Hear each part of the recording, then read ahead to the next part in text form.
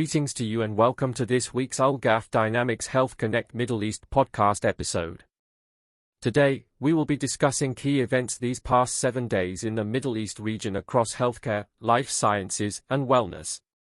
Areas that are not only important to the Middle East population, but to the respective ministries, organizations, hospitals, healthcare providers, pharmaceuticals, biotech, and wellness groups. You will hear trends, insights, and the latest developments across the Middle East region for the week leading up to July 3, 2025. As always, our information is drawn from regional health ministries, pharma and biotech institutions, advanced data and news outlets coupled with our internal data gathering platform, HealthConnect Middle East. This week saw Middle Eastern nations advancing health sector reforms, research collaborations, and wellness campaigns amid persistent public health challenges. Across the region, governments expanded healthcare access and quality as a matter of national priority. Major policy moves, from Jordan's groundbreaking universal cancer care plan to Iraq's new antimicrobial resistance strategy, underscored a shift toward viewing health as a guaranteed right. Life sciences innovation and biotech partnerships gain momentum, with Saudi Arabia forging global R&D alliances and the UAE earning international accreditation for research ethics. Meanwhile, public health crises continued to test resilience. Gaza's medical system neared collapse under conflict conditions, Syria's hospitals struggled with damage and shortages, and malnutrition remained an acute threat in Yemen. At the same time, wellness initiatives flourished, from mass yoga events uniting communities to anti-drug campaigns and tobacco control successes, reflecting a growing emphasis on preventive health and well-being. Digital health and hospital infrastructure also advanced, leveraging technology and investment to modernize care delivery. In sum, the week was marked by dynamic contrasts, bold improvements in healthcare policy and innovation on one hand, and humanitarian health needs on the other. Today's podcast details these developments across all Middle Eastern countries. So let's begin. Let's first discuss healthcare policy and government initiatives. Gulf Cooperation Council, GCC, Health Governance, Qatar and Lebanon both took strong regulatory actions this week. On the 26th of June, Qatar's MOF ordered the temporary closure of a private clinic in Doha after inspectors found it short-staffed by nurses, with unlicensed personnel and a dentist wrongly serving as medical director. The ministry emphasized enforcement of staffing and licensing laws to protect patient safety. On the 30th of June, Qatar also opened the A Vibrant, Healthy Nation campaign, a national preventive health initiative, under its health minister, aimed at shifting care toward prevention and wellness. Details on this campaign were reported publicly. In Lebanon, Health Minister Nasser Eddine shut down an unlicensed cosmetic center in Beirut, the 27th of June, for performing illegal beautification procedures without a physician on staff. He warned all such facilities to comply or face rapid closure, underscoring a renewed focus on public health standards. Similarly, Oman's government inaugurated the Muscat Rehabilitation Center, the 30th of June, to treat substance abuse.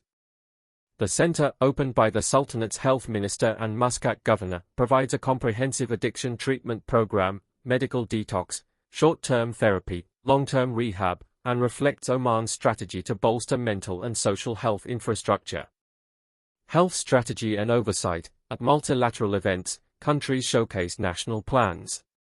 Egypt's Ministry of Health presented new healthcare reforms and digital health projects at the Africa Health Excon, Cairo, 25 to 27 June. The ministry highlighted progress in digital transformation and expansion of local pharmaceutical manufacturing. Qatar also emphasized governance. The health minister inaugurated the first nationwide private healthcare regulatory forum, late June, calling it a significant milestone to strengthen the private sector's role and shape future health policy. In Gaza, by contrast, the Palestinian Authority's health coordination was in crisis. UN agencies reported an explosion of preventable disease outbreaks linked to the Israeli blockade, the 26th of June. The crisis prompted urgent appeals from WHO, OCHA to lift restrictions and supply fuel, water, and medicines. These developments show GCC states consolidating policy frameworks, while humanitarian areas grapple with service collapse. Switching topics, we move on to life sciences and research innovation. Health sector innovation initiatives. Saudi Arabia's continued push to become a biotech hub was reflected in events earlier this month. For context, the kingdom hosted a major BIO 2025 pavilion in Boston in mid-June, signing partnerships to boost R&D, although most activity fell just before our target week. In the week under review, no major new life sciences breakthroughs were announced in the Middle East. However, Egypt is expanding health research capacity. At Africa XCon 2025, Egyptian officials noted new ventures in medical research and local drug development. Oman's new rehab center itself embodies research-based innovation, as its programs utilize the latest global methods and technologies for addiction recovery. In general, national authorities continue to craft R&D roadmaps, for example Saudi Arabia's national biotech strategy, and strengthen health research institutions, though no specific June 26 to July 2 announcements were reported. Training and scientific collaboration, continuing education and research funding remain focal points. For example, Jordan's WHO office has been preparing to launch new training in public health, though specific launches fell outside our week. Qatar's MOF held workforce workshops in late June, a fourth workshop on occupational health on the 29th of June, emphasizing capacity building. And Lebanon's health ministry sponsored a June 24 webinar on advancing cancer treatment, highlighting precision medicine trends. These efforts signal an ongoing commitment to scientific innovation, though no large-scale laboratory upgrades or major research grants were announced in this period. Next we have biotech and pharmaceutical developments. Drug policy and production, regulatory reforms featured prominently in the drug sector. Lebanon's launch of a Good Pharmacovigilance Practices Guideline on the 30th of June marks a landmark in pharmaceutical regulation. The new guideline, Lebanon's first national pharmacovigilance manual, is aligned with EU and WHO standards and aims to ensure that the medicines patients receive are not only effective but also free of preventable risks. In Saudi Arabia, although outside this exact week, the health holding company continues localizing production via partnerships, for example deals with Vertex and Illumina reported mid-June. Within our week, no new local drug manufacturing announcements surfaced. Medical technology adoption, hospitals across the Gulf adopted cutting-edge treatments. On the 1st of July, the UAE's Emirates Health Services reported that Al-Qasimi Hospital in Sharjah performed the region's first catheter ablation for pulmonary arterial hypertension. Clinicians noted that this innovative procedure, used in roughly 1,000 cases worldwide, promises safer, more effective treatment of severe hypertension. All treated patients were discharged next day in stable condition. This advancement exemplifies the UAE's push to import advanced therapies. Additionally, Kuwait's private sector expanded capacity. Kuwait Hospital Dubai opened a new orthopedic clinic during this period, as noted by Emirates Health Services, enhancing specialty care for Gulf nationals and expats. These developments show the Gulf's drive to localize advanced biotech and pharma services. Public health challenges and disease outbreaks are key to discuss due to their acute developments. Infectious disease surges. The Gaza Strip continues to suffer life-threatening outbreaks amid the Israeli blockade. UNOCHA reported an uptick in preventable diseases on the 26th of June. Over 2 weeks, Gaza's health ministry recorded 19,000 cases of acute watery diarrhea and hundreds of jaundice and bloody diarrhea cases, directly linked to collapsed water and sanitation systems. Humanitarian agencies stressed that fuel shortages have paralyzed desalination plants and healthcare facilities, creating a public health emergency. Elsewhere, cholera remains endemic in Yemen, and global WHO reports on the 27th of June highlight Yemen among few countries with ongoing cholera transmission, although no new Yemen outbreak figures were released this week. In Syria, whose health cluster warned in June that nearly all public health infrastructure in northwest Syria is threatened by funding gaps, raising the risk of drop-offs in vaccination and outbreak response. Non-communicable and environmental threats, beyond infectious diseases, mental health, and chronic issues featured. Oman's Muscat Rehab Center addressed rising addiction, a non-communicable health challenge in Oman. In Syria's northwest, a WHO feature on the 12th of June had reported a worrying rise in suicide attempts among children and women, prompting new mental health task forces.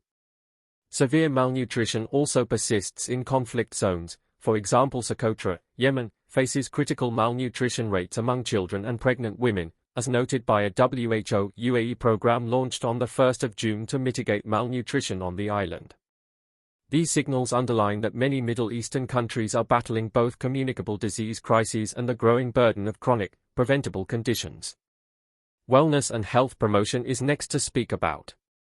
Preventive health campaigns. Gulf countries continue to emphasize wellness promotion.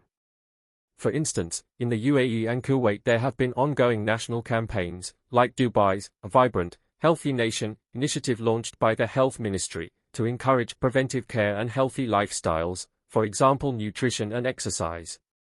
Although detailed announcements during June 26 to July 2 were sparse, Dubai authorities reinforced their shift toward wellness in late June, part of a broader regional trend to treat illness before it starts. Public education efforts. Ministries of health in several states highlighted health awareness this week. Qatar's health forum and workshops included sessions on occupational health and safety. Oman's communications emphasized mental well-being and addiction prevention at the new rehab center's opening. In Lebanon, plans were announced to launch public campaigns on drug quality and safe medication use, to coincide with the new pharmacovigilance guideline. Across the region, Ramadan health campaigns have already concluded, and summer health advisories, heatstroke, hydration, have been typical. No major new self-care initiatives were reported exactly in this week, but the existing campaigns continue to be rolled out. Always a key area of discussion is digital health innovation. E-health and digital records. Many countries continue pushing digital transformation in health. Egypt's Mo booth at the Africa Health Excon highlighted digitalization of health insurance and e-prescriptions. Indeed, Egypt recently announced that nearly 20 million digital treatment approvals were issued under its expanding medical insurance program, based on June 16 news, and the expo reiterated such progress.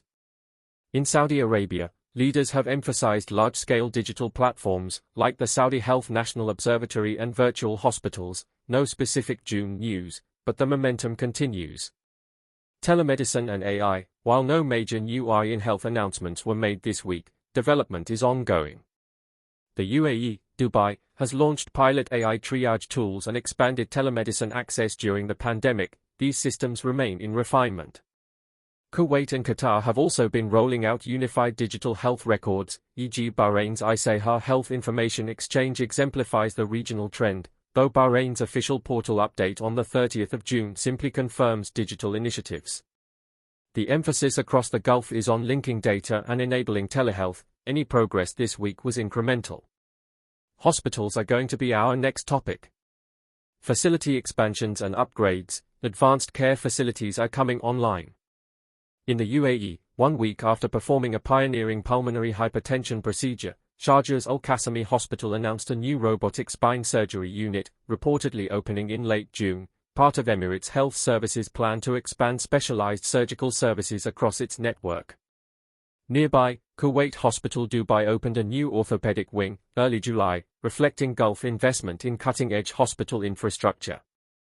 Oman's Al-Shifa Hospital is nearing completion of a heart failure unit, as seen at its 30th of June review meeting, though final handover is expected in coming months. Crisis in Levantine hospitals. By contrast, hospitals in conflict areas are under difficulty. Northwest Syria's WHO-coordinated health cluster warned on the 12th of June that funding shortfalls will force the shutdown of most facilities by month's end. Of 172 health centers slated for closure, 34 are hospitals, 11 general, 23 specialty, serving IDPs in camps. Without $48.7 million in emergency funding, critical service gaps in maternal care, surgery, and vaccinations loom. In Gaza, ongoing bombardment and infrastructure destruction have left hospitals overwhelmed. For example, Al-Hilal Hospital, Gaza City, reported life-threatening shortages of formula and neonatal supplies on the 25th of June, exemplifying the broader collapse. These reports underscore a widening gap between world-class hospitals in the Gulf and beleaguered facilities in war zones. Next up we have population health management. Immunization and preventive screenings along with efforts to expand preventive coverage continued. Lebanon marked progress in immunization. Health Minister Nasser Reddine was honored at the Gavi Summit, first Gavi Summit on 25 to 26 June in Brussels, as a vaccination champion for his role in improving Lebanon's national immunization program.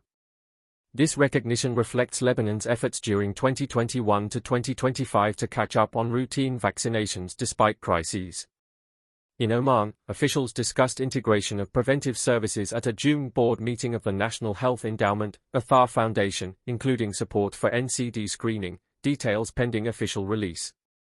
Health insurance and data systems. Several countries are implementing population-wide health insurance and data tracking. Egypt's new universal healthcare insurance law, passed in early 2024, is phasing in. Officials reported that by June 2025 over 30 million citizens are covered in basic packages. No new legal changes this week, but insurance implementation is underway. In Iraq, MOH is piloting an updated health account and registry system, announced recently, to better manage resources for its 40+ million people. While no new laws passed this week, governments are steadily expanding primary care networks and preventive services per their national health strategies. So let's now summarize and conclude this week's summary. The past week highlighted a region in transition. Gulf states continue to modernize, blending public initiatives with private sector partnerships, while resource and conflict-stricken states struggle to preserve basic health services. Across the GCC, governments announced regulatory measures, clinic closures in Qatar, guidelines in Lebanon, wellness campaigns in the UAE, and invested in new facilities, Oman's addiction center, UAE's high-tech hospitals, to drive quality and innovation. Saudi Arabia's life sciences push remains a defining context, building on Vision 2030 goals to localize biotech R&D. Meanwhile, public health emergencies loom large in fragile settings. Gaza faced deadly disease outbreaks due to infrastructure collapse, and aid agencies warned that Syrian hospitals could close without funding. Looking ahead, the major challenges will be sustaining emergency support for humanitarian health systems, while harnessing technology and governance advances in stable countries to improve population health. Vaccine coverage, mental health, and chronic disease prevention will be key themes. The coming months may see further expansion of digital health platforms, e.g. nationwide e-health records and telemedicine, and intensified collaborations, e.g. Gulf Saudi biotech agreements. At the same time, geopolitical events could dramatically impact health in the Levant. The evidence from June 26 to July 2, 2025 suggests a Middle Eastern healthcare landscape marked by both optimism in innovation and humanitarian response. For more information about any of the topics discussed here, or if you would like to learn more about Al-Ghaf dynamics and our extensive range of services and solutions in healthcare, life sciences, and wellness for the Middle East, please don't hesitate to contact us. Visit us at our website or email us directly. Additionally, scan our QR code for all our links. Thank you for listening and see you next week.